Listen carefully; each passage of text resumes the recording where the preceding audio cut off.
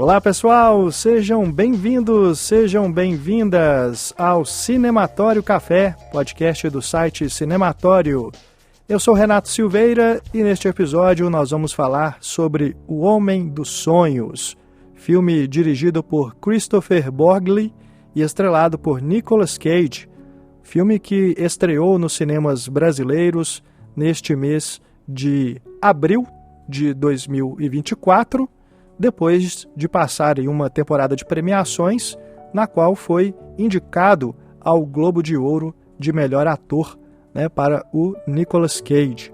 O filme chegou a ter até um certo buzz para chegar ao Oscar, mas não conseguiu. De todo modo, agradou boa parte da crítica e vem também conquistando aí o interesse do público. Afinal de contas, é um filme com uma história inusitada, sobre um homem interpretado pelo Nicolas Cage, que é um professor universitário que, de repente, começa a aparecer nos sonhos das pessoas.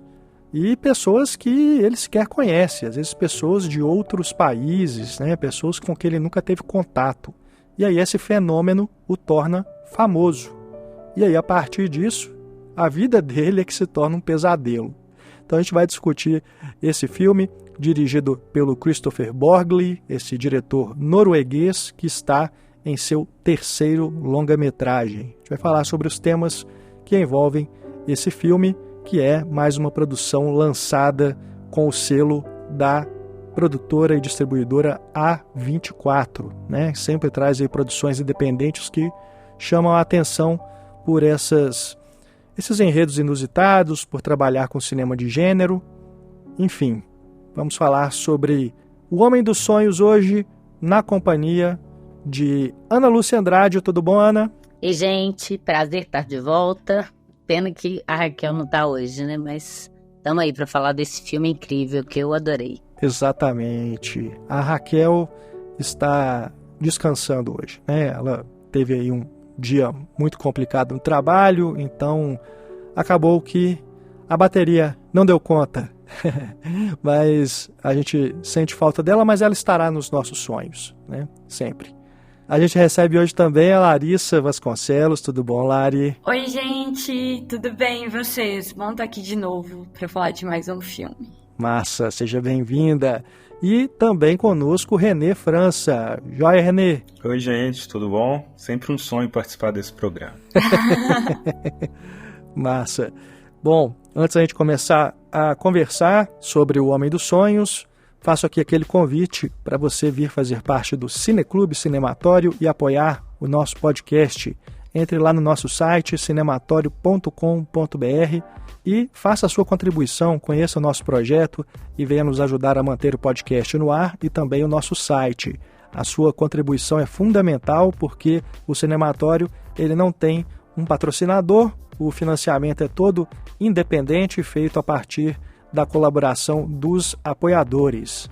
A gente tem até alguns anúncios no site, como vocês podem perceber ao navegar nele, mas é aquela receita mínima que a gente recebe porque é anúncio do Google, Quem tem site aí sabe que o retorno é sempre muito baixo. Mas a gente mantém lá porque, afinal de contas, entra alguma coisa.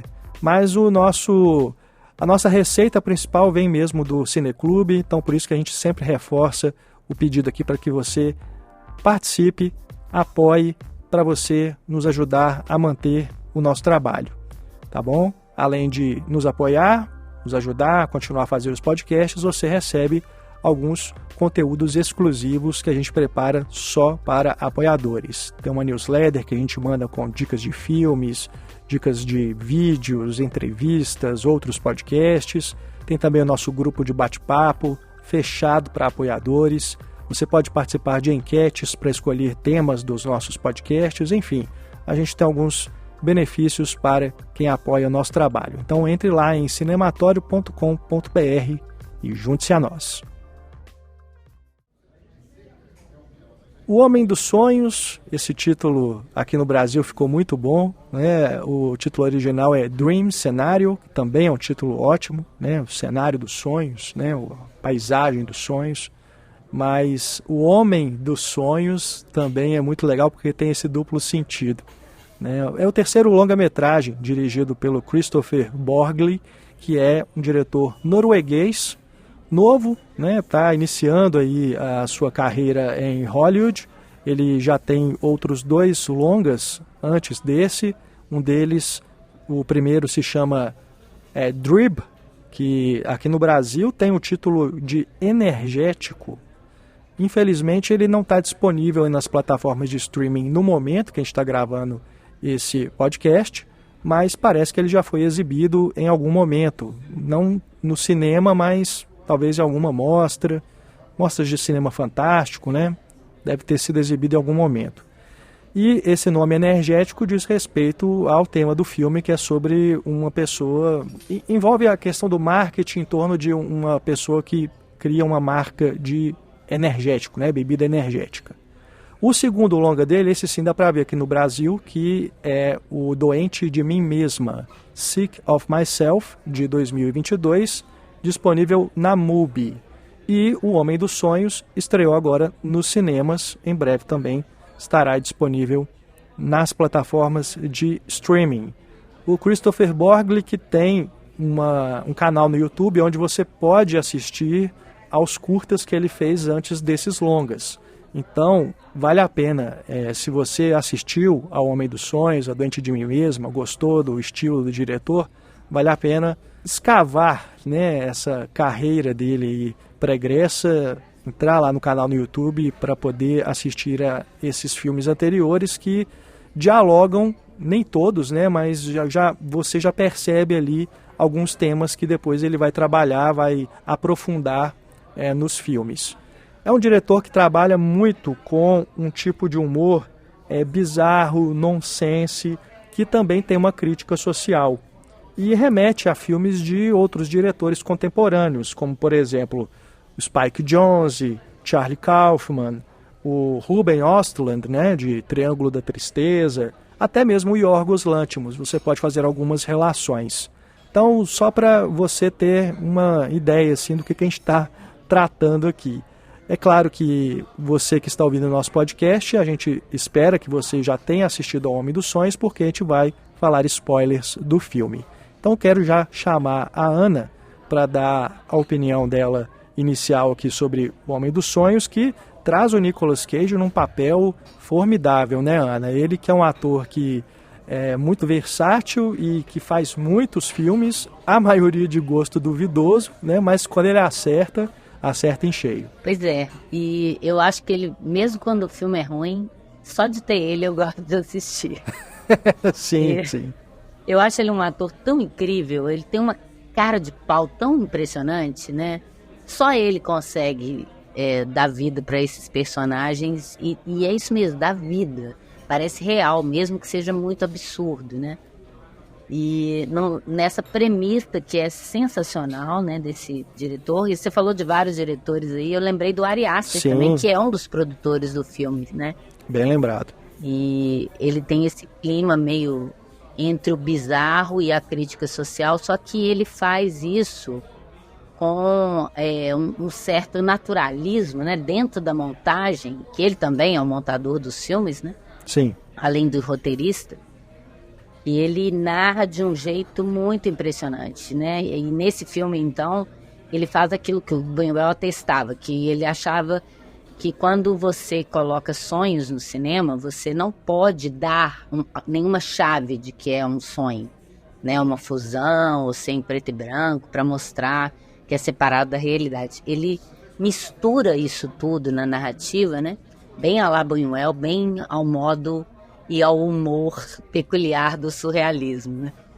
Então, eu gostei demais do filme, acho que é uma grande surpresa, é muito bom, como eu gosto de ver filme não sabendo nada a respeito, e ir se surpreendendo com essa história aparentemente maluca, que tem tanto eco na nossa sociedade atual, né? Com tantos temas contemporâneos. É verdade, é como se acontecesse ali um efeito viral nos sonhos, né, a partir desse fenômeno que ninguém consegue explicar. Então, por mais que o personagem do Nicolas Cage no filme não seja uma pessoa que utilize redes sociais e tudo, ele acaba se tornando um fenômeno típico das redes sociais, né? O que me levou a pensar assim, o quanto que a gente, quando navega no Instagram, a gente acaba vendo tantas pessoas no mesmo lugar ali, e essas pessoas passam a fazer parte do seu cotidiano, quando você navega e vê elas fazendo as coisas e tudo, e tem alguns rostos que acabam ficando impregnados na sua memória, mesmo que você não tenha convívio com essas pessoas. Então, eu acho que a relação que o filme faz com isso, né, pegando aí o surrealismo, ela é muito propícia para esse momento que a gente vive, né? E ainda tem algumas frases do filme que dizem bem disso, né? Que todos os memes vão virar sonhos, né? Sim, sim. E chama aquilo de epidemia onírica, né? Eu acho muito bom. Algumas tiradas do filme são absolutamente sensacionais. E aí você percebe como que ele usa a história como uma premissa para ele fazer essas críticas, né? Eu vi muitos críticos de cinema falando que o final não é muito legal, que ele não sabe terminar a história. Mas eu acho que ele já deu o recado que ele queria, ele não está muito preocupado em fechar, embora se tivesse talvez um fechamento mais certinho dentro do que ele propôs, que é muito difícil, né? Como é que alguém propõe uma história dessa e ainda propõe um final que seja satisfatório, no mínimo, para todo mundo, né? É verdade. Mas, de qualquer maneira, eu acho sensacional a proposta dele. Tem um nome, né, para esse fenômeno de uma memória coletiva compartilhada, né, que é efeito Mandela. É uma coisa que eu nem fazia ideia que tinha esse nome, né? E aí eu fui pesquisar por que se chama Mandela. Tem a ver com o Nelson Mandela, porque acreditava-se que ele estava morto nos anos 80, quando na verdade ele estava preso. Então criou-se uma memória coletiva de algo que nunca aconteceu a partir disso, e aí ganhou o nome de efeito Mandela. Mas tem vários outros exemplos que poderiam ser compartilhados e tem um pouco a ver com isso que acontece no filme, né? De as pessoas começarem a sonhar com essa pessoa que elas nunca viram, e sabe-se lá por quê.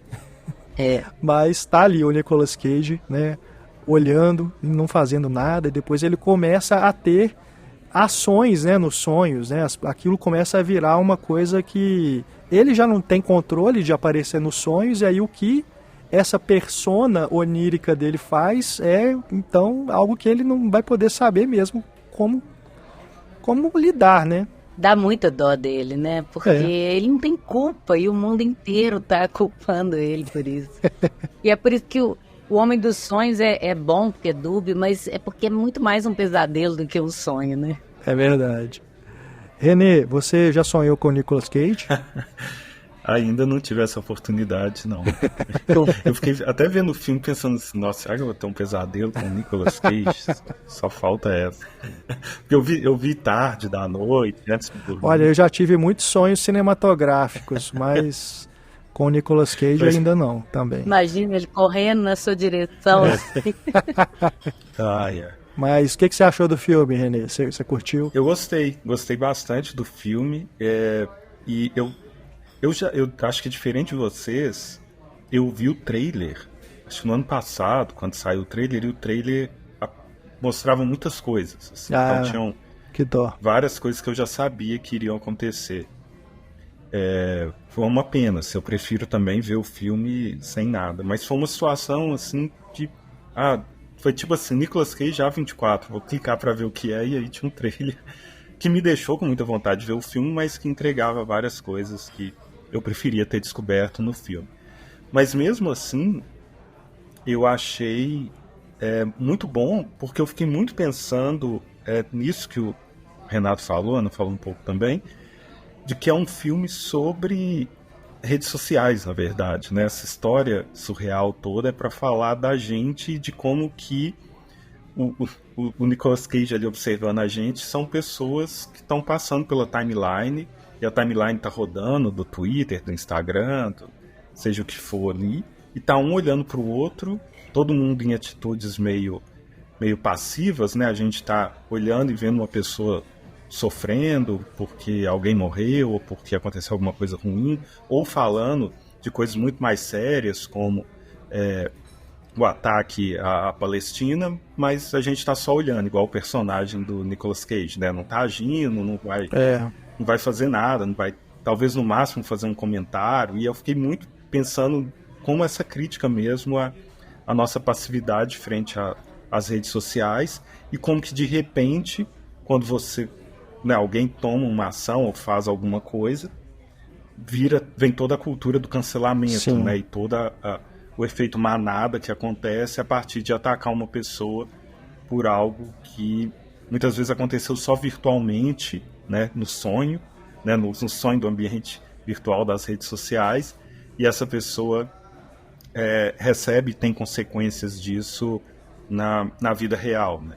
E eu fiquei fazendo muito essa leitura e isso ficou me fascinando bastante, assim, e como que é um filme incômodo também, que eu ficava angustiado, porque é um tipo de comédia meio The Office que eu vejo, mas eu me afasto um pouco porque ela é do constrangimento, né? O tempo todo o personagem cria situações de alto constrangimento, você fica assim, numa angústia naquilo, e o figurino dele reforça esse casulo, né? Ele tá sempre cheio de blusa em cima de blusa, em cima de blusa, então esse cara encasulado ali, preso ali dentro de alguma coisa, que finalmente tem a chance de sair desse casulo, e ao fazer isso, né, enquanto ele está passivo, na vida ele está passivo nos sonhos. Quando ele sai do casulo para se colocar, para se mostrar, ele sai também no sonho, mas ele age de uma forma que vai provocar um efeito contrário. Eu gostei muito dessas jogadas. Eu tenho um problema também com o final, não exatamente com o final, a última cena, mas eu gosto muito até o final do segundo ato, que acontece ali um acidente mais sério, que aí o filme muda e vai entrar uma questão mais de ficção científica, que eu acho que tira um pouco o absurdo pelo absurdo, né, a mágica pela mágica ali da situação. Mas eu entendo também que o diretor quer fazer uma crítica aí ao capitalismo, que o capitalismo vai se apossar e tentar lucrar com tudo, por mais impossível, inacreditável que seja aquilo, né? Então eu entendo essa crítica, mas eu acho que o tom muda um pouco do filme, e aí me perde um pouco. Mas até ali eu tava achando maravilhoso, assim, perfeito. Uhum.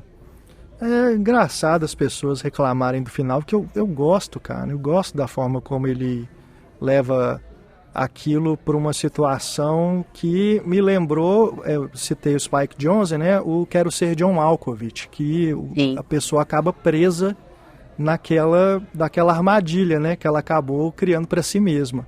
Então, eu gostei. Eu não sei, não entendi direito por que as pessoas estão reclamando, não, mas aquela brincadeira também, né, de falar que gostam dele na França, né?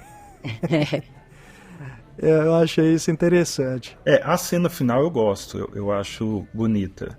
Eu também. Me perde a coisa quando aparece lá o Greg do Succession e tal, e vai pra outro lado. Né? Mas, Larissa, o filme, ele tem umas sacadas também, que é uma coisa do diretor, se você pegar o Doente de Mim Mesmo, por exemplo, que é de lançar cenas que você, a princípio, acredita que é uma situação que está acontecendo, né? E depois ele corta e você vê que aquilo, na verdade, é um sonho, um delírio, um devaneio, né? Você teve essa sensação, assim, quando você assistiu ao filme, de ficar assim... Opa, peraí, o que é isso que eu tô vendo? A primeira cena é assim, né? Aham. Já, você não sabe que é um sonho. Aí quando a menina começa a voar, você fica... Mas eles colocam... Ele tem uma mania, né? De todos os sonhos, ele colocar quase no finalzinho um efeito, né? Uhum. Não sei se vocês separaram isso. Ele tem um efeitinho, assim, de piscar alguma coisa na tela.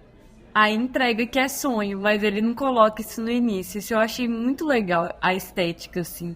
E é engraçado, né? Porque por mais que seja um traço do diretor, dá um traço da produtora, né? A A24 tem uma estranheza nos filmes dela que eu acho que conversam entre eles. Por mais que não tenha nada a ver um com o outro, eles têm uma estranheza em comum, assim, um toque de... Que nem o René falou, de ficar ansioso em alguns momentos, não sabendo pra onde vai, quase um terrorzinho, mesmo quando é leve, tem alguma coisa ali que vai te assustar, né? De alguma forma. Diferente da Ana, eu não sou a maior fã do Nicolas Cage. Ah, não. Diferente de todo mundo. Mas é por causa que o Nicolas Cage, gente, eu não sei se eu tenho uma lembrança muito motoqueiro fantasma. Nossa, dele, aí também. Sabe? Pois é. Você é mais nova que a gente, ele te marcou já na fase bem trash ali, né? Pois é, gente. E aí eu tenho essa lembrança desses filmes dele, assim. Que tipo, é aquele filme ruim bom também, né? Tem o seu mérito. É. Do domingo sim. à tarde, que você assiste e fala, ah, tá bom esse filme aqui. Mas enfim, aí eu não sou muito fã dele não, mas eu gostei da atuação dele nesse filme. Por mais que eu tenha sempre a impressão que ele tá fazendo ele mesmo, que nem a Ana falou, ele tem uma cara de pau que você acredita, sabe? Eu acho que isso é importante também no ator. Ele é capaz de fazer cenas patéticas com muita intensidade, tanto quanto as dramáticas. Sim. E eu acho isso sensacional. Ele acredita nos personagens. Ele dá vida mesmo ao personagem, você acredita nele. Apesar do absurdo total, né? As cenas dele, ele sofrendo e chorando, assim, me comovem, tanto quanto me faz rir algumas outras que só ele conseguiria fazer daquele jeito. É verdade. Sim, mas e ele tem um tom, ele tem um time bom de comédia, isso daí é inegável, assim, pra mim. Então, eu acho que quando ele entrega esse personagem, né, que pra mim é um homem comum, é isso que eu achei mais engraçado, assim, quando eu comecei a ver o filme, porque na hora da cena do restaurante, quando a menina fica olhando, assim, pra ele, aí depois eu entendi, ela tava sonhando com ele também, mas ficou aquela coisa ali, ele ainda não era conhecido por isso. Porque ele é muito comum, né? Ele não é um cara da rede social, ele é tipo um pai, professor, que quer escrever um livro, biólogo, mas um cara assim... Todo mundo já teve um professor igual esse cara, né? Sim, ele é totalmente... É uma pessoa que você poderia ver na rua, sabe? É. No ônibus. E aí é muito engraçado isso, né? Porque ao mesmo tempo que as coisas vão escalando para um lado muito sombrio, né? Vamos dizer assim, eles colhem, tanto ele quanto a própria esposa, colhem frutos também daquela fama. Que eu também achei que isso diz muito sobre a nossa sociedade, né? E é engraçado o time do filme tá passando ainda com o BBB correndo, porque o BBB é muito estranho, né? Se a gente pensar, porque são pessoas que ninguém conhecia e aí do nada se tornam relevantes, né? Entre aspas. Entre aspas, assim. Ele assim, virou, deu uma entrevista na TV e falou, a galera tá sonhando muito comigo. E aí se tornou relevante em um aspecto, assim, da sociedade para se tornar conhecido, né? Relevante nesse conhecimento, assim, alheio. E aí eles colheram frutos, né? E aí depois que teve realmente um lado mais sombrio, que também acontece. Eu achei interessante, porque a esposa dele, por mais que ela seja uma voz de consciência, né? É engraçado, né? Que eles brincam, né, com essa coisa do inconsciente também pelo sonho. Ela também colhe os frutos dessa fama, né? Do marido. Que ela começa a participar de um projeto, que ela não estava escalada. Então ela também sabe usar desse lugar, sabe? Também achei interessante que eles fazem além dessa crítica, né, do cancelamento, das redes sociais, eu também acho que eles da questão capitalista, mas no final, eles também fazem uma crítica do negacionismo das pessoas com uma coisa tão óbvia, do tipo assim, as pessoas estão sonhando que ele está te matando. Mas ele não tá te matando de verdade, sabe? E aí eu fiquei pensando sobre essa questão do negacionismo, dessa ignorância também que vem, sabe? Aqui no Brasil, muito com o WhatsApp, vamos dizer assim, sabe? Das mentiras, né? Nem fake news, mentiras mesmo, que são isso. Sim. Que são espalhadas aos montes. E aí, de repente, a pessoa é linchada na rua, né? Que foi o que aconteceu com ele, assim, com o carro dele. É. E aí eu fiquei pensando nisso, uma coisa idiota, que é tipo assim, gente, vocês estão sonhando com o cara, vocês nem conhecem ele, pelo amor de Deus. Mas também é uma lógica da rede social, né, que a gente às vezes segue pessoas que são esses influenciadores, que são muito grandes, que a gente não conhece, mas você cria uma familiaridade com a pessoa que é falsa, porque você não sabe o que a pessoa tá passando de verdade, você sabe aqueles 30, 45 segundos que ela tá compartilhando story, é isso. Mas isso que você fala de colher fruto, eu acho que é mais uma das críticas dele, que não é nem colher frutos, né? As pessoas são oportunistas em torno da imagem dele. E todo mundo, não é ela que vai lucrar, é o cara que vai lucrar com o projeto, se associando a ela. E assim que ele se torna uma pessoa cancelável, ele acaba com o projeto, né? Então, ele mostra isso, né? Essa cultura dos americanos do loser, que de repente vira o must. É verdade. E a qualquer momento volta a ser nada ou vira persona não grata, né? Sim. Não, eu entendo que o cara era o mais beneficiado, assim, mas eu acho que ela também foi oportunista no sentido de se colocar, né? Porque era um projeto que eu acho que ela já teria interesse, e eu acho que ela tá certa também. Mas tem esse jogo do filme, e ele mesmo faz isso com o próprio livro, né? No início, quando ele vai naquela empresa. Ele vai com um objetivo também, que é de ter dinheiro pro livro dele. Sim, mas ali eu tô do lado dele. Não, eu também. Porque ele acaba ficando famoso sem querer, né? Ele não se colocou nesse lugar. Se ninguém tivesse começado a sonhar com ele, ele ia seguir a vida dele ali, né? Naquele estado ali de uma infelicidade, né? Com a família, assim, fica evidente nas conversas com as filhas e tudo, com a própria esposa. Mas acaba que por conta das circunstâncias ele se torna famoso e ele vê ali a chance de realizar um sonho, né, de publicar o livro, algo que era uma frustração que ele carregava, né? Sim, e é aquele negócio, aproveitar os 15 minutos da melhor forma, né? Eu acho que eles tentam fazer isso, mas aí os 15 minutos dele viram uma vida de acontecimentos ordinários, né, assim. E que tem a ver com essa coisa da cultura do cancelamento mesmo, né, e acho que foi até oportuno mesmo você citar o Big Brother, porque acaba sendo isso, muita gente ali vive esse sonho da fama, mas acaba sendo cancelada, às vezes até durante o programa ainda, né, nem depois se sai, não, é durante o programa, ela vive essa fama e o cancelamento em questões de dias, né. Então é uma coisa muito maluca. Esse cara que é um Zé Ninguém, né? Um cara que ninguém olha para ele, nem a família direito olha para ele, e que de repente vê a possibilidade de tentar conseguir alguma coisa por causa disso, sem saber o preço que ele vai ter que pagar por isso, né? E ele, inclusive quando eles vão lá propor, lá aquela agência lá do Michael Cera, vai tentar propor aquelas coisas absurdas, ele fazer propaganda da Sprite, né? Fazer o Obama sonhar com ele. Ele não quer aquilo. E o cara convence ele falando que você é a pessoa mais interessante do momento. Aí ele chega e fala para a mulher dele: eles me acharam a pessoa mais interessante, eu sou a pessoa mais interessante. Quer dizer, ele é seduzido por uma falsa celebridade, né? Que acaba sendo fatal para ele, para a relação dele com a mulher, né? E para reforçar até a mediocridade em que ele se encontrava antes, coitado, mesmo não querendo ser, né? E essa crítica é um ponto comum que você encontra nos filmes do diretor, né? Porque lá no Doente de Mim Mesma, por exemplo, você também encontra uma personagem que tem essa necessidade ou vontade de ser notada, né, de ser reconhecida por um feito. E também é uma personagem que atravessa uma crise a partir de uma situação inusitada ou inesperada que provoca esse despertar, né, de um estado de letargia que a pessoa está vivendo nas relações interpessoais dela.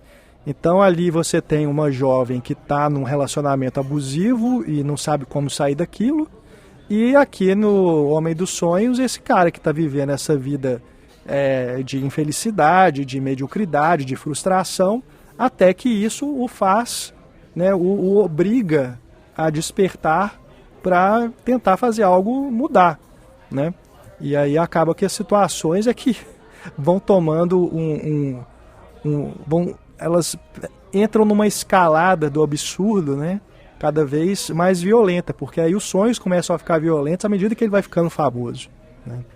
Chega no final, você já não distingue mais o que é mais sonho, o que é delírio, já não dá mais pra gente ter essa noção.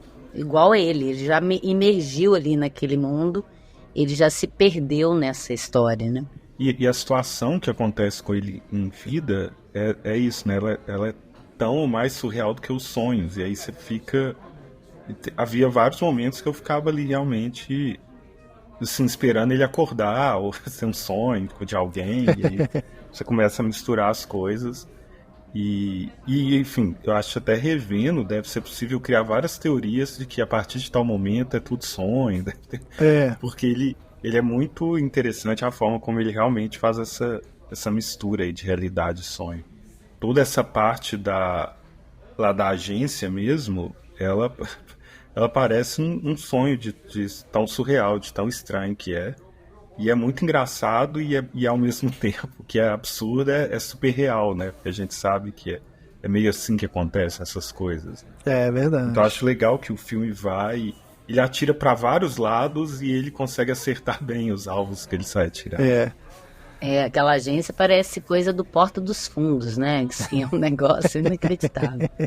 E a Ana, inclusive, estava falando de mediocridade, mas você já percebe que o personagem dele é muito medíocre até na hora que ele vai gravar, né? Que ele vai encontrar aquela colega dele de profissão que escreveu um livro, começa acusando ela e depois ele termina já se humilhando, né? Sim. Que foi até bobeira ele apagar o áudio, porque no áudio comprovava que realmente, pelo menos o nome lá, ela plagiou.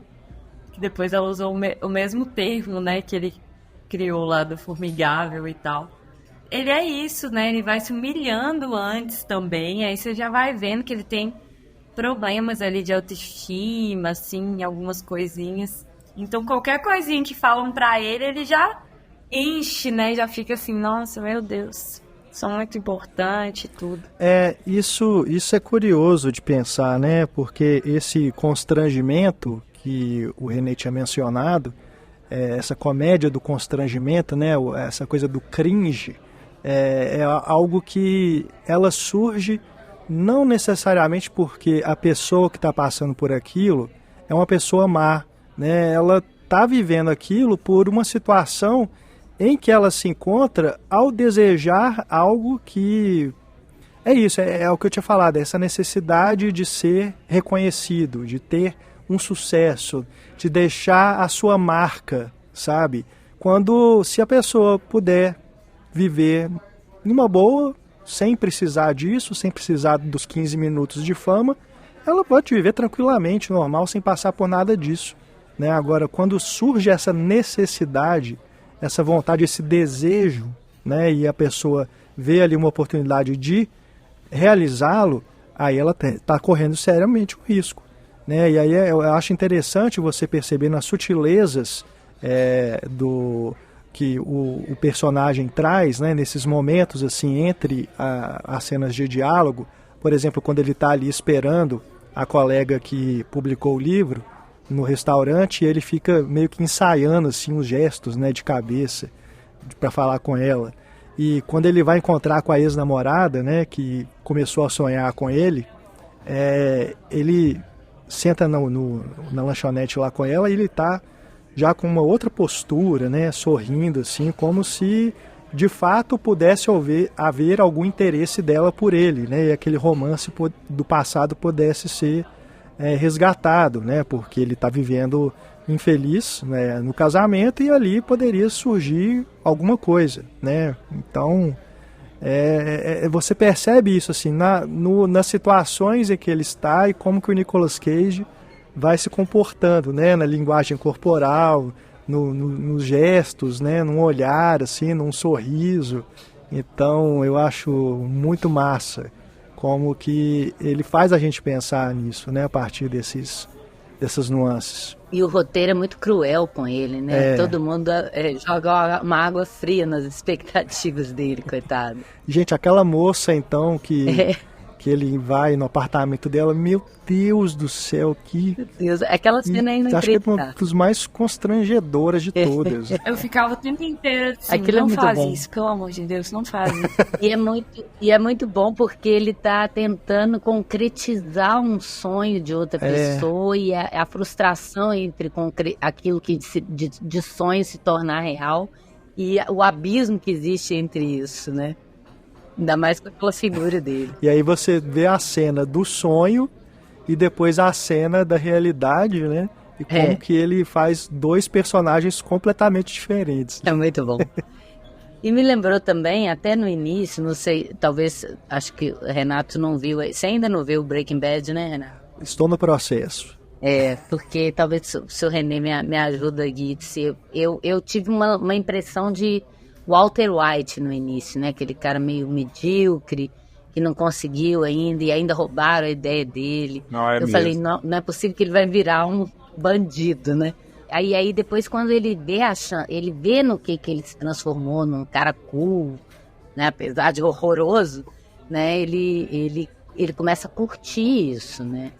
Mas é bom que não foi por essa chave, mas eu acho que parece uma pequena inspiração ali, né, dessa coisa do Walter White. Eu queria voltar um pouco nessa cena que vocês falaram aí dele tentar realizar o sonho da menina ali, o sonho erótico e tal, que é esquisito, porque eu acho que ali não tá ali, né, claro que nada do filme tá por acaso, tá muito bem colocado ali, quando a gente vê, né, igual vocês falaram, o que é o sonho e a incapacidade dele de realizar aquilo, né, de fazer aquilo acontecer, porque em seguida a gente vai ver ele matando pessoas.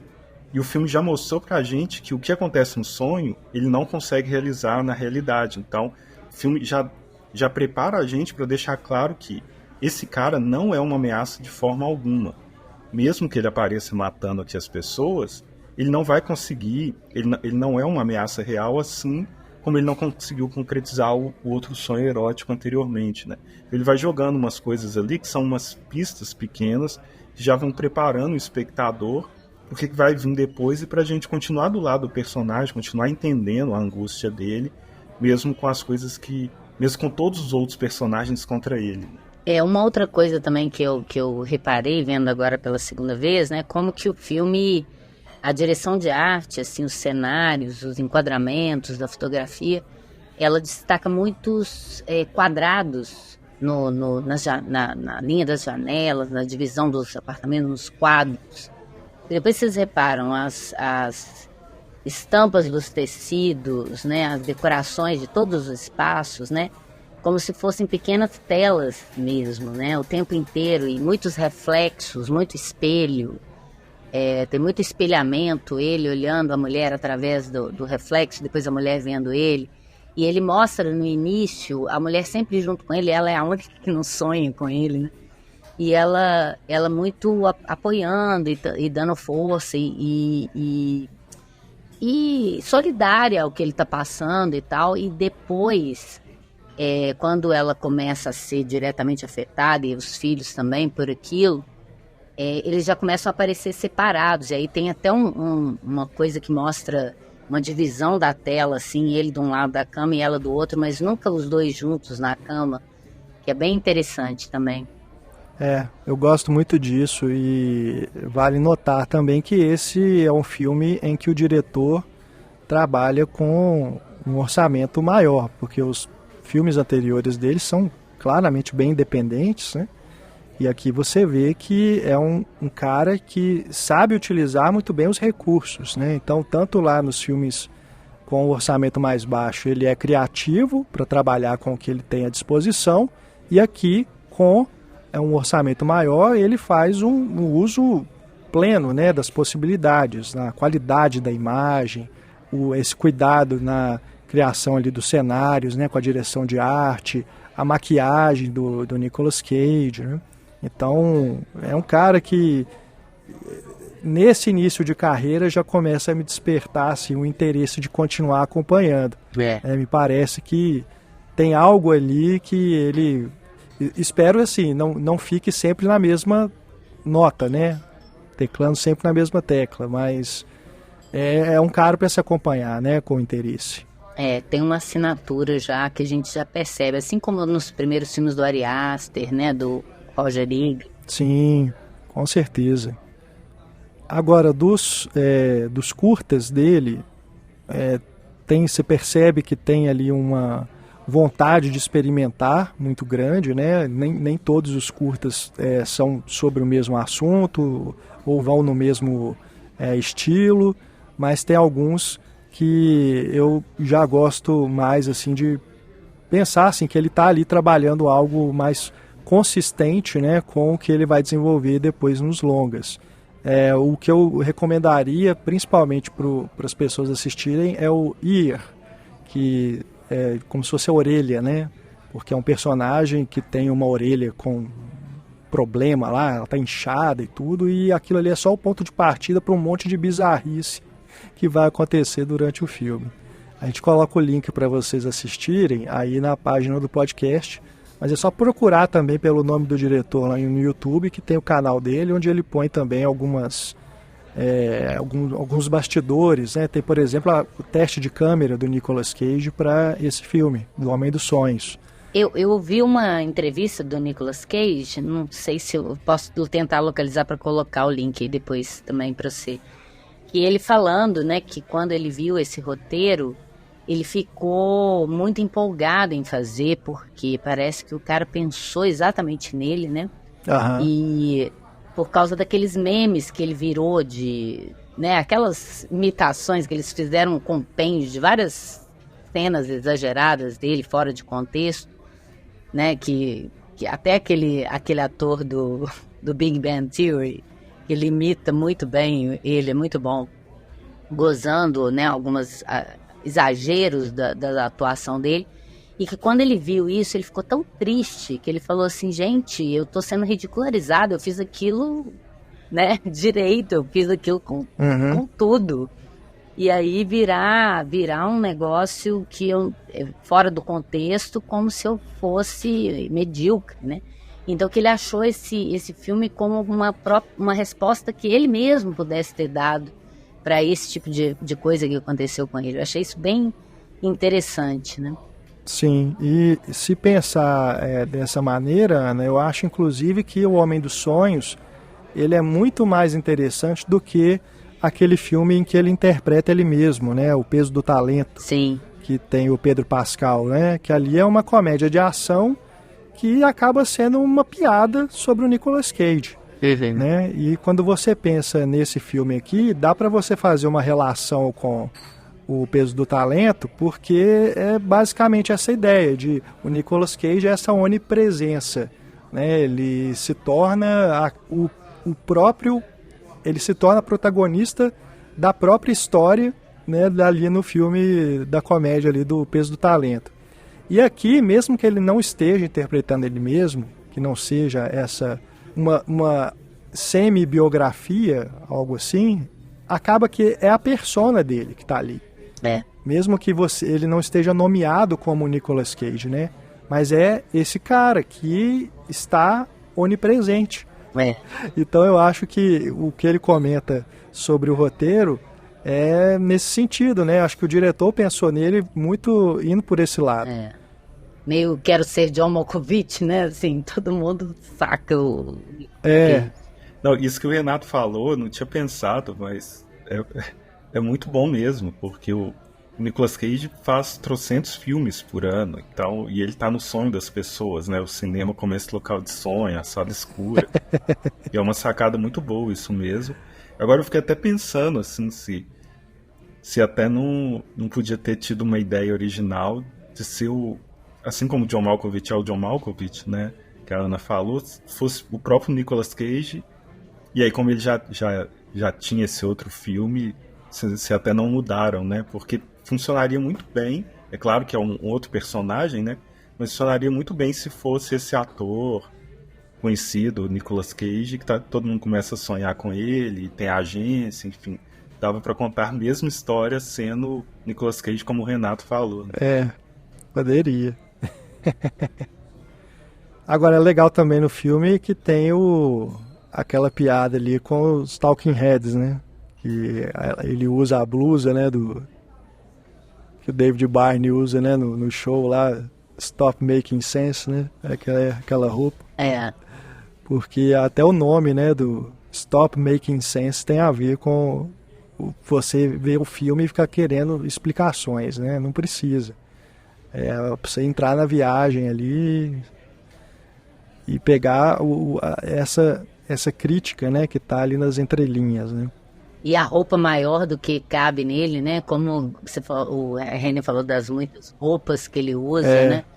E é até legal ele terminar com outra música do David Byrne, que é o City of Dreams, que é do filme dele, né? Do True Stories. Sim. Que também vai falar dessa cultura antes de ter ainda essa coisa com a internet. Ele já está falando dessa coisa americana, desse sonho americano, de você ou você é um loser ou você é o cara, né? E que não tem espaço para o meio termo, sendo que a maioria das pessoas é o meio termo, né? E aí aquela metáfora das zebras lá que ele fala é bem interessante também, né? Da manada, que você se esconde na manada, porque se você se sobressair, o leão vem e te pega, né? Sim. Que, querendo ou não, também é uma lógica muito do capitalismo, né? Essa questão de você ter que ser excepcional o tempo inteiro. No final das contas, também pra que isso, né? Pra outra pessoa enriquecer em cima do seu trabalho, né? Em algumas vezes. Aí eu fiquei pensando nesse sentido também, né? E as coisas que não importam, você perde, né? A família, né? O amor. Exato. Demonizaram muito, né? Esse termo da mediocridade, né? Mas é uma coisa super ok, né? Estar na média, né? E principalmente dentro do trabalho, assim, né? A gente percebe muito isso nele, essa preocupação com esse tal desse livro.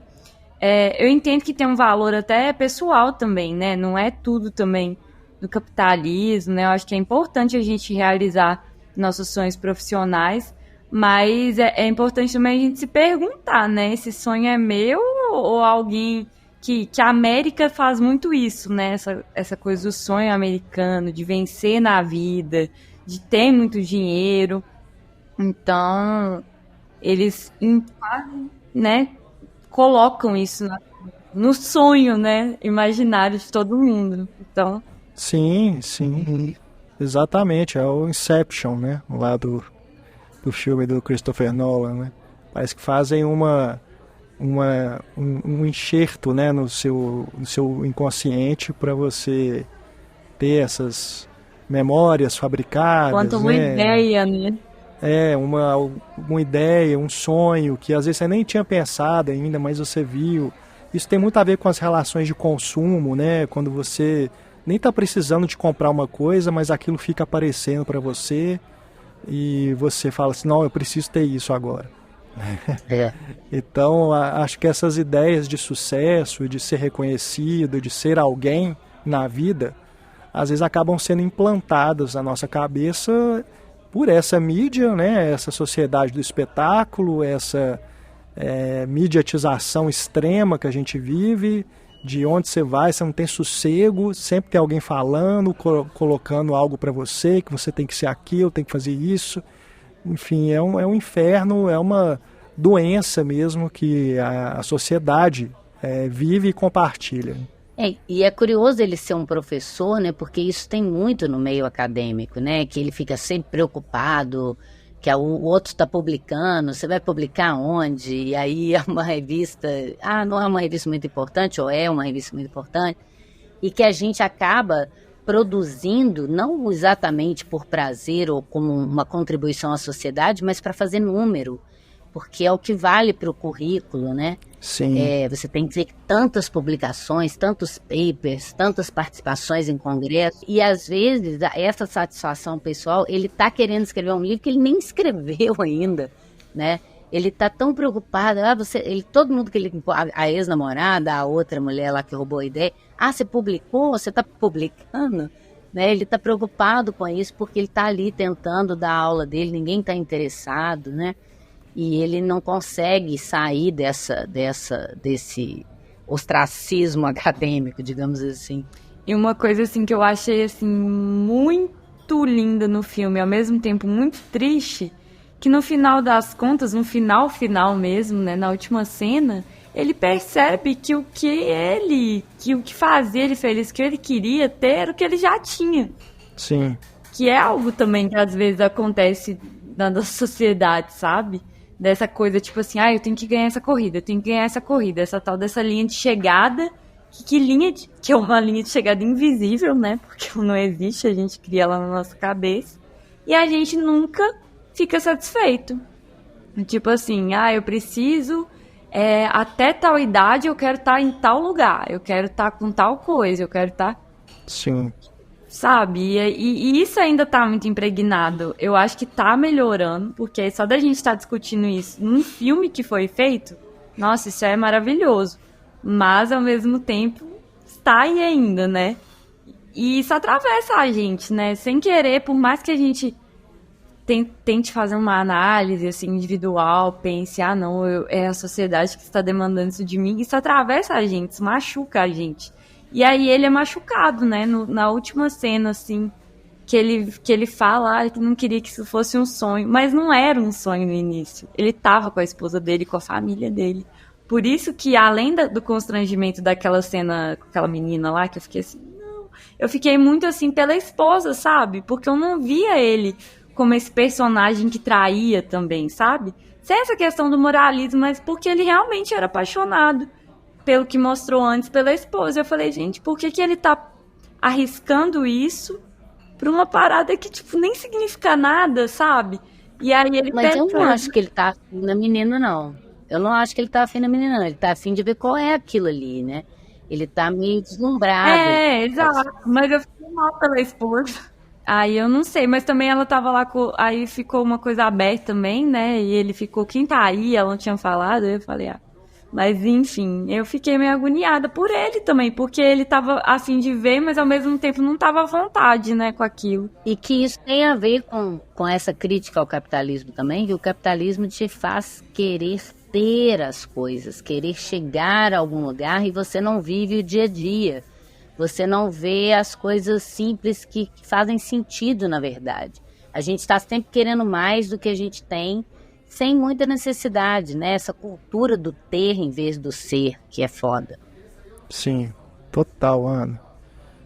Tem um outro filme com o Nicolas Cage, que é mais antigo, né, entre aspas aí, é um filme de 2007, que é O Homem do Tempo. Já viram esse filme? Né, que na verdade é O Sol de Cada Manhã aqui no Brasil, né? O Homem do Tempo seria a tradução do título original. É um filme dirigido pelo Gore Verbinski e que traz o Nicolas Cage no papel desse homem do tempo, né, do jornal, né, do telejornal que faz a previsão do tempo. Então ele é um jornalista, mas que trabalha só fazendo isso e não consegue ter algo, né, não ser um âncora de um jornal, por exemplo, né, ele fica sempre nessa função.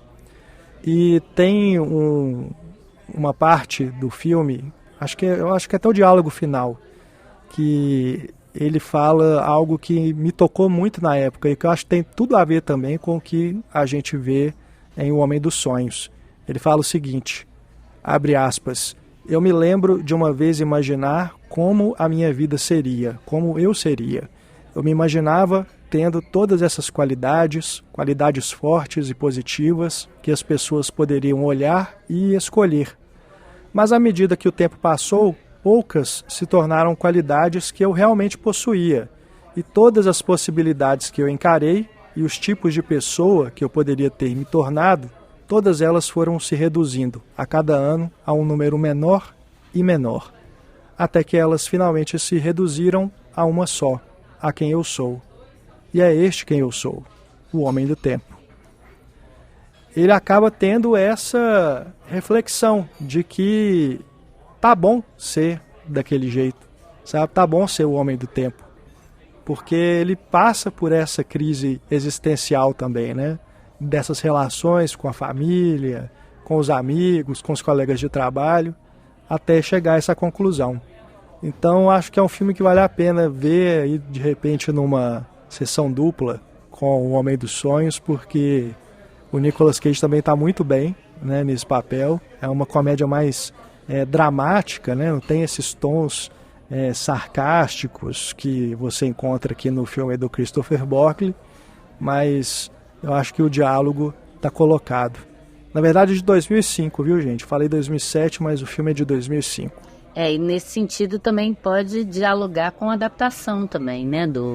Sim. Do roteiro do Kaufman com o Nicolas Cage bipartido ali, né? É verdade. É muito bom também esse filme. Enfim, a gente vai chegando então ao final desta edição do Cinematório Café sobre O Homem dos Sonhos, Dream Scenario. Você que assistiu ao filme, diz pra gente também as suas impressões, compartilhe aí nos comentários do podcast, deixe a sua opinião também nas plataformas, né, Apple, Spotify, e você que faz parte do Cineclube, venha conversar com a gente também ali no nosso grupo de bate-papo, no Telegram, né, exclusivo para apoiadores. Renê, muito obrigado pela participação, algo mais que você queira acrescentar? Eu agradeço participar mais uma vez.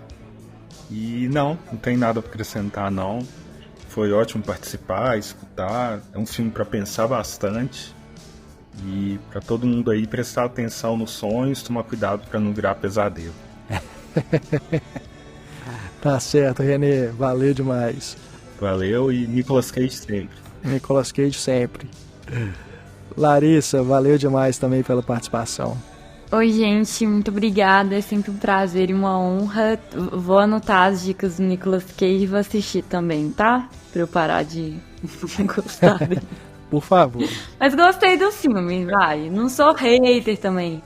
Não vou twittar. Veja os filmes dele nos anos 80, né? Despedida em Las Vegas, que ele ganhou o Oscar.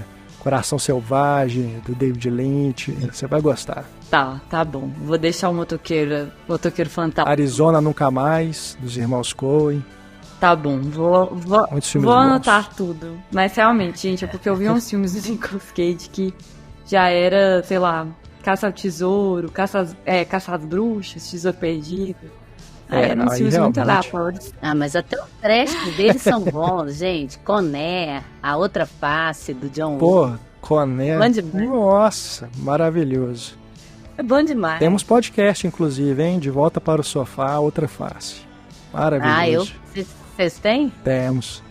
Esse filme é maravilhoso. Recente tem Pig.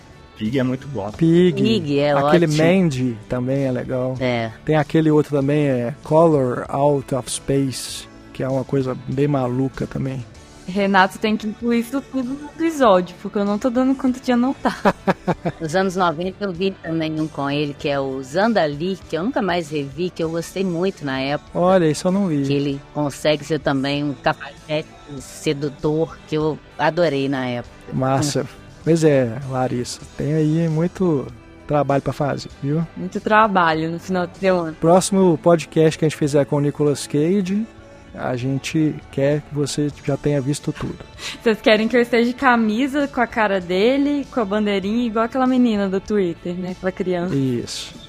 Então tá. É isso, gente. Mas é muito bom estar com vocês. Espero que, né, todo mundo que tenha escutado tenha curtido o filme, que eu acho que tem muita coisa pra pensar.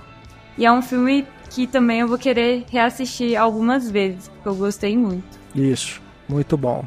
Ana, valeu demais mais uma vez. Valeu, gente. Sempre muito bom. Senti falta da Kel. Sim. Mas foi muito bom o nosso papo. Gostei muito. Sempre bom falar do Nicolas Cage, ver um filme do Nicolas Cage, mesmo que seja ruim, viu, Larissa? Com certeza. E não é o caso desse filme. Não é. A você que nos acompanhou, muito obrigado pela audiência. Entre lá no nosso site, cinematório.com.br. Se você ainda não faz parte do Cineclube, clique no link para juntar-se a nós e sonhar também. Grande abraço, pessoal. Bons sonhos. Até mais. Tchau.